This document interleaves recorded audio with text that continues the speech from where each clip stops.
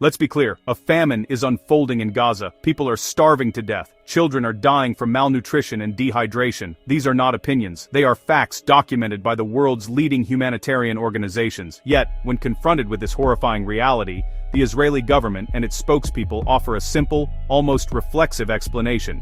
It's Hamas's fault. They claim Hamas is stealing the aid. They claim Hamas is looting the trucks. They claim Hamas is hoarding supplies for its fighters while civilians suffer.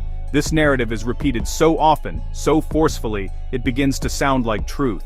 It's a powerful story that absolves Israel of responsibility. It paints military actions as a righteous fight against a malevolent force. But powerful stories are not the same as true stories. This narrative serves a purpose. It deflects, it distracts, it shifts the blame onto the very people being starved. By pointing the finger at Hamas, officials create a smokescreen that hides the real cause, restricting food, restricting water, restricting life-saving aid. The hunger crisis in Gaza did not happen by accident, it was engineered. From the very beginning of its military campaign, Israeli officials were shockingly open about their intentions. High-ranking ministers and military leaders declared a complete siege of Gaza. They explicitly said they would cut off food, water, fuel, electricity. This was not a secret, it was a publicly announced policy. It is the result of a blockade tightened to a stranglehold. Israel controls every entry and exit into the Gaza Strip. It decides how many aid trucks are allowed each day. That number has fallen catastrophically short for 2.2 million people. The UN and aid groups say at least 500 trucks are needed daily. For months, the average has been a fraction of that, sometimes zero. Trucks are held up for days, even weeks. They face arbitrary Byzantine inspections. A single alleged dual-use item can turn an entire truck away. Tent poles, medical scissors. This isn't just about quantity, it's about quality. Israel has blocked critical survival items, water purification equipment, generators for hospitals, anesthetics, specialized nutrition for malnourished children. Aid convoys that get in face another set of obstacles, denied routes north, drivers shot at, convoys hit by airstrikes, humanitarian workers killed. While the Israeli government relentlessly promotes the story of Hamas looting aid, a far more sinister reality has been documented on the ground. The chaos and looting that do occur at aid distribution points are not being orchestrated by Hamas. Instead, internal Israeli military and intelligence reports, as cited by Israeli media, point to a different culprit: powerful criminal gangs, clans.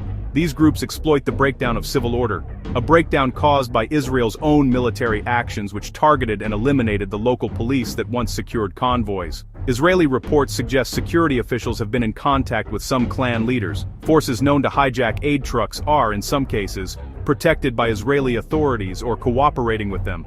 The gangs profit from starving people by stealing aid and selling it on the black market at high prices. In return, Israel gets the propaganda footage it needs.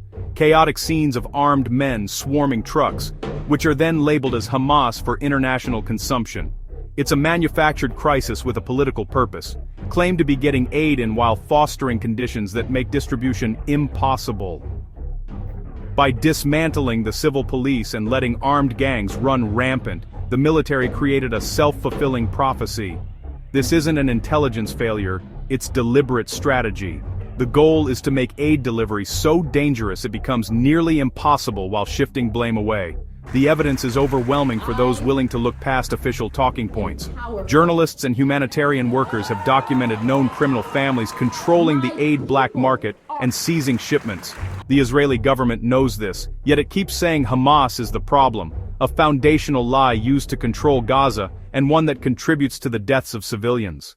When we strip away the layers of propaganda and misinformation, the shocking truth behind Gaza's hunger crisis becomes painfully clear. This is not about Hamas stealing aid, this is about control, using food as a weapon to achieve military and political goals that could not be achieved by bombs alone. The starvation of 2.2 million people is being leveraged to collectively punish the population, to force them into designated containment zones, to break their will to resist a new form of indefinite occupation. The international community's response has been tragically inadequate, often paralyzed by the very narrative it should be debunking. We are watching a famine unfold in real time, documented and verified, and the world's response has been hampered by a fiction crafted in Tel Aviv. The prohibition on using starvation as a method of warfare is a cornerstone of the post-World War II legal system.